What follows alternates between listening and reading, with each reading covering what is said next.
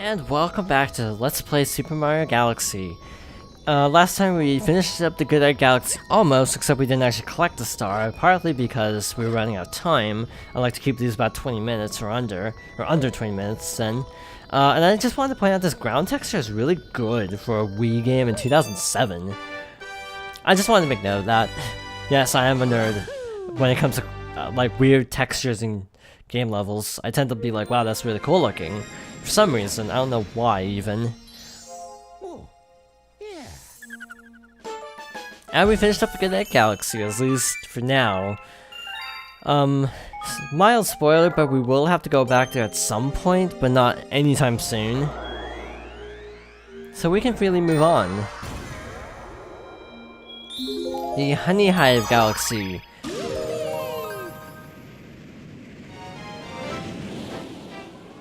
So we have 3 stars to get here. B Mario takes flight. So this one is actually important because it introduces a new power-up.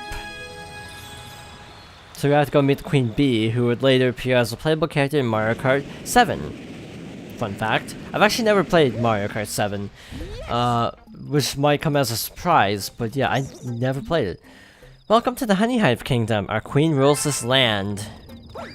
You can actually break those boulders by hitting the red part of them. New bees must greet Her Highness Queen Bee. So if you time it right, yes, you can break these for star bits, so that's pretty cool. Now this music is a lot more whimsical and so I guess you could say Mario-esque. Grab that coin that makes a mushroom appear. This is the easy level, by the way. There's actually one level in the Honey Hive Kingdom that actually gives me a lot of trouble. You transfer into B Mario, hold A to buzz around, so we can actually fly. Now, does this replace the Tanuki suit? No. It's kind of clunky, but I get why they did it. It actually works with this game. Collecting coins sort of replenishes your flight meter a little bit. There's a mushroom behind there, but not worth trying to finagle my way back up there. Castles past this wall. It's true, bees never lie. You can't even side flip, which is actually a little bit difficult. One of the main benefits of B Mario is you can actually stand on these little these little flower platforms. I think they disappear if you're actually not B Mario. This game is surprisingly devoid of bee puns. To be completely honest, I'm a little bit sad actually. Not that I'm really coming up with any bee puns in this video.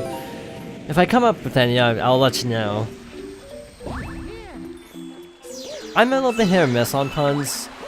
I like puns in small doses. That's the best way I can describe it.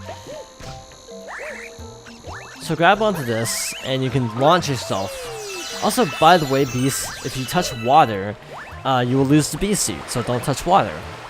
AKA why the bees obviously have a million bajillion geysers, since they can't touch water. Seems like a good plan.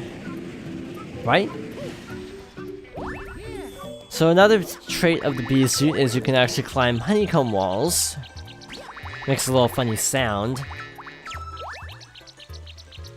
Now, this game has a few new power-ups, too. And honestly, the bee is the best. I hate to say it, that we're already seeing the best new power-up. Because the other power-up... Okay, there's one power-up that's just kind of a... not really worth noting. And who might you be? See, that's totally a missed opportunity. A physician, we presume. No matter. We are in the most vexing predicament and require assistance. The most furious itchiness plagues our entire being. It must be stopped. Please find the source at once. Why does the Queen Bee refer to herself as a plural entity? That doesn't make sense. But again, it's like, who might you be? That's just asking for a pun, but they didn't go that route, and it disappoints me. Though to be fair, that wasn't intentional, but I just said. My thanks, you have shown much bravery, newbie. We trust that we may rely on you in the future. To be fair though, if this game was actually translated by the current Nintendo Treehouse, there would be like memes and bee puns galore, and they'd like overkill it. So maybe it's good this way. Ah, B! What? Mario hates you! We escaped from Peach's castle too. But then we thought Bowser would get us, and then we got lost with Luigi. Oh, I just remembered. We found a power star. I'm sure you need this, so here, take it. So that's intriguing. Luigi exists in this universe.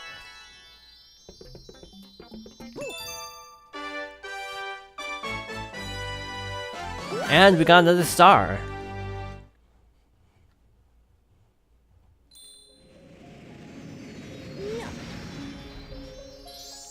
Oh, yeah. Now you may be noticing that we're actually outside of the hub, which is unusual. There's actually a reason for that though. Mario. Your name is Mario, isn't it? That is what I heard from your friends who just arrived. Mario, it has such a nice ring. Look. Your friends are waiting for you in the garage. I think they want to tell you something, so you best hurry on over there. And now we get to hear the best song in the game. No, it's not Gusty Garden. Even though that's the one that's in every Mario game. But this is my personal favorite song in the game.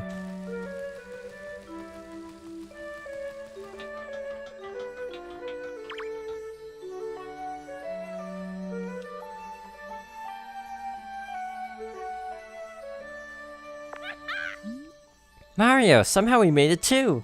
We'll help you get the Power Stars and save Princess Peach! You can count on us, Mario, we're all in this together! Now, you may be thinking, that guy looks familiar, and if you're thinking that, you're actually right. That's the same Captain Toad in 3D World and in Captain Toad, Treasure Tracker. I pushed B by accident. Too many B's. Oh gosh.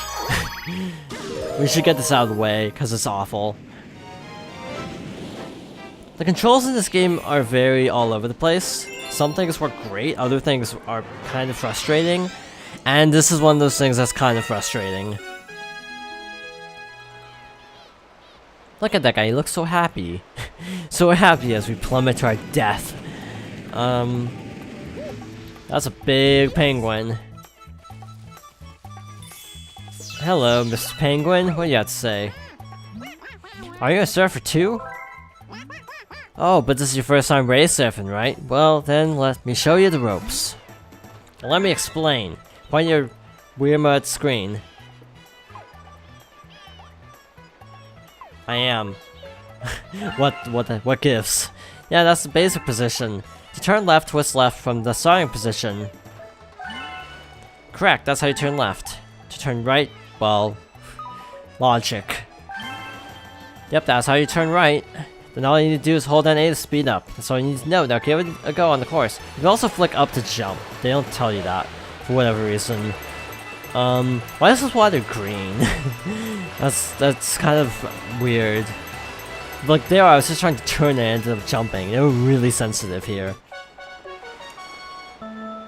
So watch us die horribly. This might be our first death, actually. I almost would not be surprised if this is our first death, because these are kind of tough.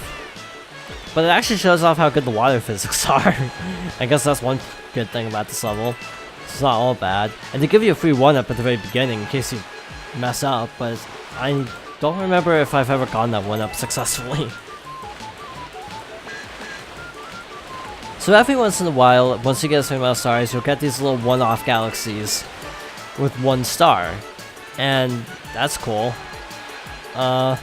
This perspective actually throws me off with these turns. It's a little bit like, it's hard to see how far you need to turn because your track is basically floating in space. The fact that we haven't died yet is actually impressive. I'm okay with this development. Yeah, see, like the camera is just weird in this minigame. And by the way, this is the easy mode. There's actually a hard mode course later on in a different galaxy. So look forward to that. Yes, I did not do that intentionally. 1 at 241. Congratulations, you deserve a gold medal.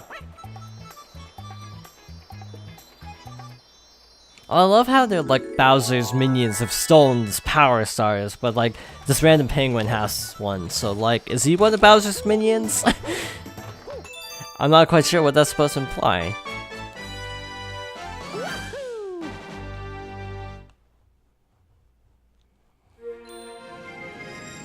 Well, in any case, we have another power star. Oh, yeah. Number 6. So I guess back to the B galaxy. To be or not to be. But be is a verb because we have to decide if we want to use the bee costume or not. Lol. Puns. That was a terrible pun. I apologize. Trouble on the tower. Oh. That oh should not be seen as a good sign, by the way. Yep, that tower. When they say trouble in the tower, they mean literally that tower. It's just the one where we need to find a bunch of junk. Rock just fell from the sky, but we can ground pound it. Yeah, you can sidle along walls, a la Wind Waker. Also, D-pad is camera, which I'm not really the biggest defender of. I thought I died there. I like how the little bee is demonstrating it for you. It's kind of a cute touch, kind of an indirect tutorial. Assuming you already know how to ground pound, that is. Also, these water effects are pretty good. I can't move the camera here. Most areas in this game have a fixed camera, which is mostly okay, but has the tendency to be problematic in some areas. Not this area. This area is pretty well designed. So ground pound the ground to knock over the Wiggler, and then you can jump on his head, as usual. This is basically your ground pounding tutorial if you haven't figured out ground pounding yet. And also this is basically your wall jumping tutorial. Hey, it's me, the famous Gilboard. If you want to climb the wall, you better listen up. When you stick to the wall, okay. As a recurring joke in the game, there's actually various billboards that have different names. I think one is named Billboard, one is named Gilboard. I don't know if there's a Philboard or a Jillboard, but I mean, if I were naming signs in this game, I would have totally done that. Yeah, so this is just kind of parkour tutorial 101. Now we got this, weirdly shaped planet. Now one thing I'm also not sure how to feel about with this game is actually the ability to play co-op. You can actually play this game co-op, but it's kind of like a weird, kind of compromised co-op where like one person is Mario, one person plays a cursor. It's not that good. Galaxy 2 tried to make it better, but didn't really succeed. So yeah, the multiplayer is one of the weak aspects, and something I actually never hear about.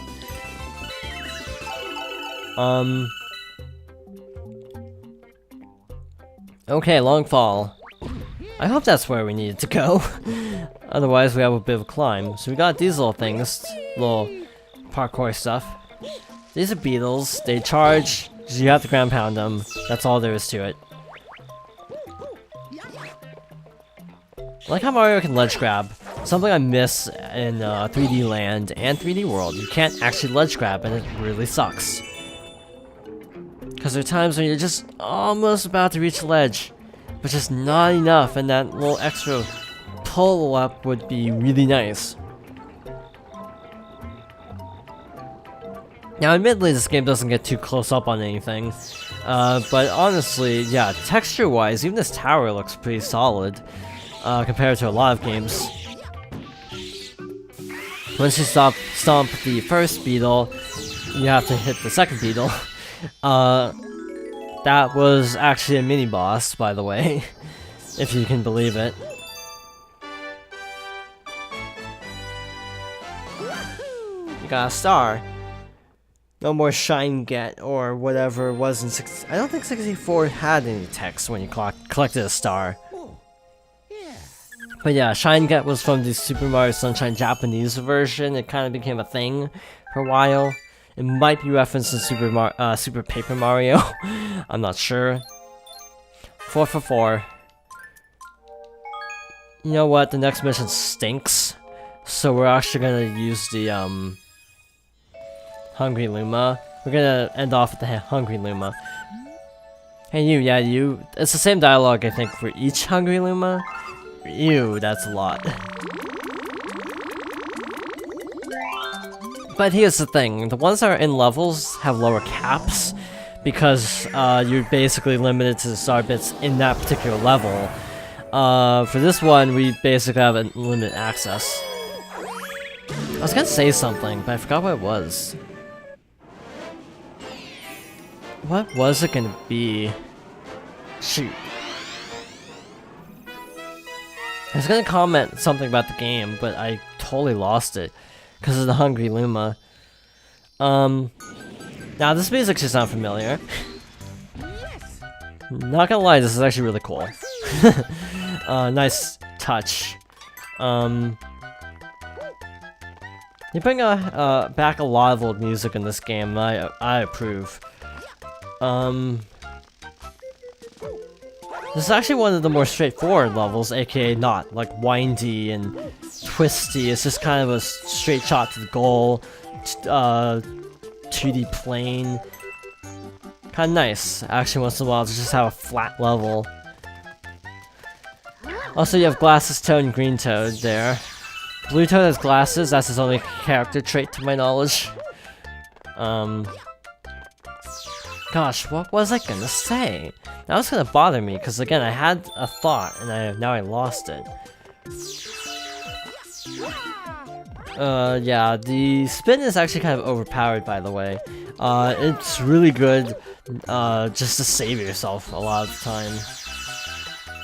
This part's a little freaky, but there's no, like, frame-perfect jumping, to be found, so it's actually pretty forgiving, platforming-wise. And this looks like a giant wafer, which actually looks really cool. I like how the entire Toad Brigade is here. I like how the captain's all the way over there, too. The captain is doing nothing. Spin to get star bits, and we're good to go. Nice little short mini level. Okay, one thing that animation-wise is a little bit off is that when characters blink, it's a frame. It's like a frame of blink, not blinking. So there's no like in the middle. So it just looks like their eyes suddenly magically close sometimes. So it's a little bit off in that regard. But yeah, I'm like nitpicking. I'm definitely nitpicking, so don't mind me. Yeah, on the whole, this game has like really good atmosphere though, for its levels. We discovered an enemy base in the region. We can only hope they are not misusing the power of the poor Grand Star. Enemy base, that sounds important. So we have this, Bowser Jr.'s robot reactor, and we have this over here, Flip Switch Galaxy. So we're gonna probably finish up Honey Hive, Flip Switch, and maybe get to Bowser Jr. tomorrow. So in any case, thank you for watching, and I hope you join me next time for more Super Mario Galaxy.